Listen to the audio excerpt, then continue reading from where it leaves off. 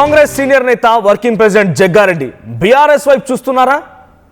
NTV reporter పరిపూర్ణాచారిని arrest చేయడం పైన ఆయన ఆగ్రహానికి గురయ్యారు. ఆయన పైన సీఎం రేవంత్ రెడ్డి కూడా కొంత ఆగ్రహానికి గురైనట్టు తెలుస్తోంది. ఎవరైతేనే ఈ రకంగా ఐఏఎస్ల ఆత్మస్థైర్యాన్ని దెబ్బతీసే ప్రయత్నం చేస్తే తిప్పి కొడతామని సీఎం కూడా జగ్గారెడ్డి వ్యాఖ్యలపైన సీరియస్ అవుతారు.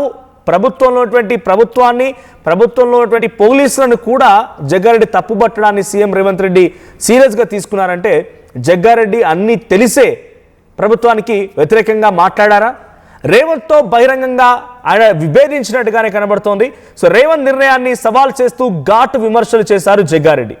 ఎన్టీవీలో మహిళా ఐఏఎస్ పై నిరాధారమైనటువంటి కథనాలు రావడం పైన సీఎం రేవంత్ రెడ్డి కూడా సీరియస్ అయ్యారు. మరోవైపు ఎన్టీవీకి అనుకూలంగా జగ్గారెడ్డి ఒక వీడియో విడుదల చేశారు. పరిపూర్ణాచారిని సుదీర్ఘంగా విచారించిన పోలీసులు ఆయన్ని ఆ తర్వాత వదిలేశారు. అయితే పరిపూర్ణాచారిని విచారించడం, ఆయన అరెస్ట్ చేయడం పైన జగ్గారెడ్డి కొంత ఆగ్రహానికి గురైనట్టు తెలుస్తోంది.